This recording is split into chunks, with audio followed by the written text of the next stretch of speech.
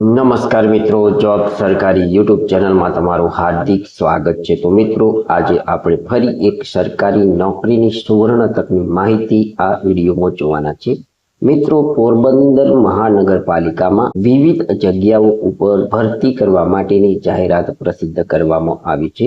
અહીં આપણે જગ્યાઓનું નામ જોઈએ તો નાયબ કાર્યપાલક ઇજનેર, અધિક મદદનીશ ઇજનેર, food inspector, veterinary officer, system manager જેવી વિવિધ જગ્યાઓ ઉપર કરાર આધારિત ભરતી કરવા માટેની જાહેરાત મહાનગરપાલિકા દ્વારા પ્રસિદ્ધ કરવામાં આવેલી છે।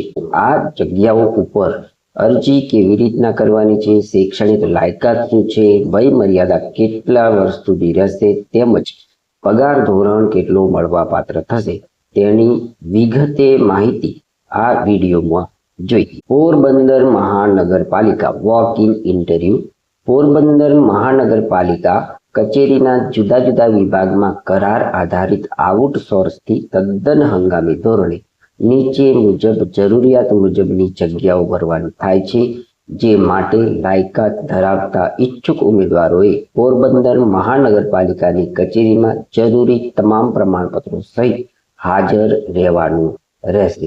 મિત્રો, અહીં જગ્યાની નામ, લાયકાત, અનુભવ, જગ્યાની સંખ્યા, પસંદગી પામતા ઉમેદવારોને માસિક પગાર કેટલો મળવાપાત્ર થશે તેની માહિતી આપવામાં આવી છે, તે આપણે અહીં ક્રમબદ્ધ જોઈએ। જગ્યા નંબર 1 છે નાયબ કાર્યપાલક ઇજનેર, સિવિલ વિભાગમાં છે।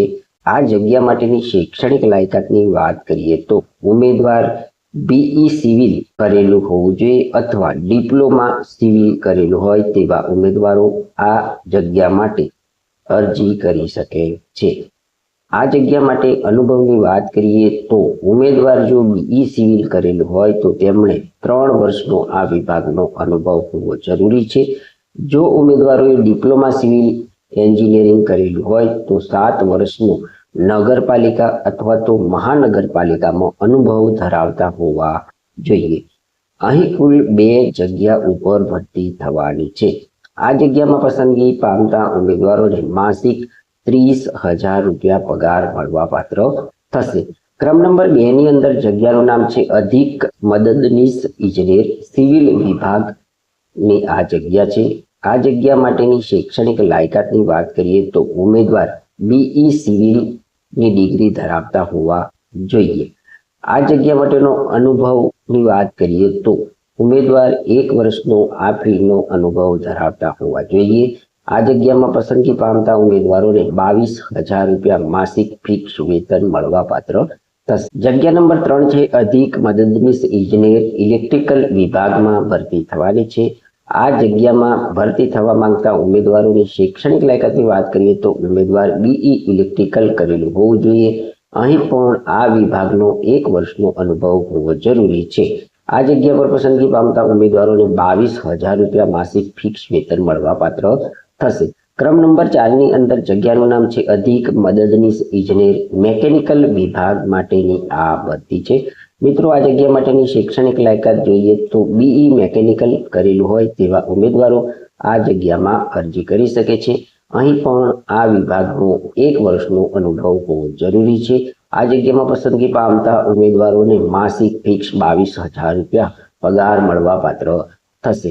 ક્રમ નંબર 5 ની અંદર જગ્યાનું નામ છે નાયબ કાર્યપાલક ઇજનેર, પર્યાવરણ વિભાગમાં આ ભરતી થવાની છે। આ જગ્યામાં ભરતી થવા માંગતા ઉમેદવારોની શૈક્ષણિક લાયકાતની વાત કરીએ તો બીઈ એન્વાયરમેન્ટની ડિગ્રી ધરાવતા ઉમેદવારો આ જગ્યામાં અરજી કરી શકે છે। અહીં આ વિભાગનો 3 વર્ષનો અનુભવ હોવો જરૂરી છે। અહીં કુલ 1 જગ્યા ઉપર ભરતી થવાની છે। આ જગ્યામાં પસંદગી પામતા ઉમેદવારોને માસિક 30,000 રૂપિયા પગાર મળવાપાત્ર થશે। ક્રમ નંબર 6 ની અંદર જગ્યાનું નામ છે ફૂડ ઇન્સ્પેક્ટર। આ જગ્યામાં અરજી કરવા માટેની શૈક્ષણિક લાયકાતની માહિતી મેળવીએ તો કેમેસ્ટ્રી, ફૂડ ટેકનોલોજી, બાયોલોજી, બાયોકેમિસ્ટ્રીની ડિગ્રી ધરાવતા ઉમેદવારો અહીં અરજી કરી શકે છે। ફૂડ ઇન્સ્પેક્ટર વિભાગનો 2 વર્ષનો અનુભવ ઉમેદવાર અહીં ધરાવતા હોવા જોઈએ। અહીં કુલ 1 જગ્યા ઉપર ભરતી થવાની છે। અહીં પસંદગી પામેલા ઉમેદવારોને 20,000 રૂપિયા માસિક 99 મળવા પાત્ર થશે. 7મા નંબરની જગ્યા છે બાગાયત અધિકારી, જેની શૈક્ષણિક લાયકાતની વાત કરીએ તો ઉમેદવાર બીએસસી હોર્ટિકલ્ચર અથવા MSc post graduate degree in agriculture horticulture ધરાવતા હોવા જોઈએ. આ વિભાગનો 2 વર્ષનો અનુભવ ઉમેદવાર ધરાવતા હોવા જોઈએ. અહીં કુલ 1 જગ્યા ઉપર ભરતી થવાની છે. અહીં પસંદગી પામતા ઉમેદવારોને માસિક 25,000 રૂપિયા પગાર મળવા પાત્ર થશે. 8 નંબરની જગ્યા છે વેટેનરી ઓફિસર.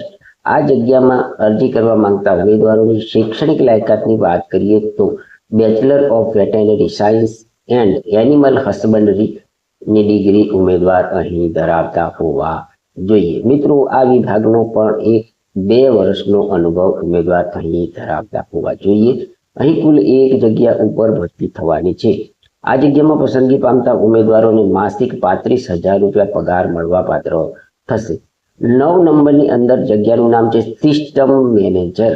આ જગ્યામાં અરજી કરવા માંગતા ઉમેદવારોએ બીઈસી કોમ્પ્યુટર અથવા આઈટી ની ડિગ્રી ધરાવતા હોવા જોઈએ. આ વિભાગનો 3 વર્ષનો અનુભવ પણ ઉમેદવાર ધરાવતા હોવા જોઈએ.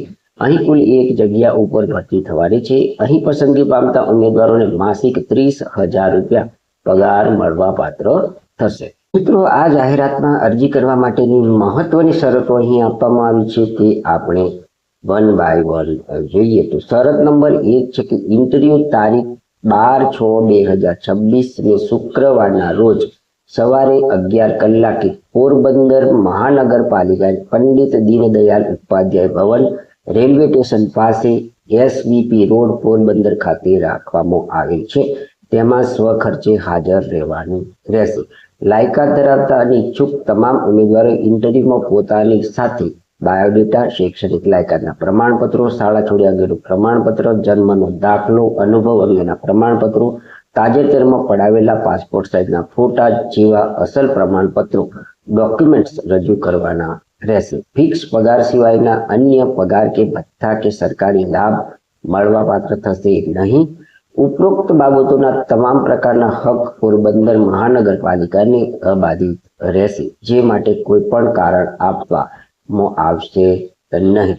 તો મિત્રો, પોરબંદર મહાનગરપાલિકામાં આ જગ્યાઓ ઉપર જો તમે ઓપન ઇન્ટરવ્યુમાં હાજર રહેવા માંગતા હોય તો અહીં તમને આપવામાં આવેલી તારીખ 12/6/2026 શુક્રવારના રોજ સવારે 11 કલાકે પોરબંદર મહાનગરપાલિકાની કચેરી પંડિત દીનદયાળ ઉપાધ્યાય ભવન રેલવે સ્ટેશન પાસે એસવીપી રોડ પોરબંદર ખાતે તમારે પોતાના ખર્ચે પોતાના અસલી ડોક્યુમેન્ટ સાથે હાજર રહેવાનું રહેશે. તો મિત્રો, આ હતી પોરબંદર મહાનગરપાલિકાની કચેરીઓમાં જુદા જુદા વિભાગોમાં કરાર આધારિત જુદી જુદી જગ્યાઓ ઉપર ભરતી કરવા માટેની જાહેરાતની માહિતી આપતો વિડીયો. તમને આ જાહેરાતની માહિતી આપતો વિડીયો પસંદ આવ્યો હોય તો અમારી યુટ્યુબ ચેનલ જોબ સરકારીને જરૂરથી સબસ્ક્રાઇબ કરો, વિડીયોને લાઇક કરો અને તમારા મિત્રોને પણ આ વિડીયો શેર કરો. ધન્યવાદ, આભાર.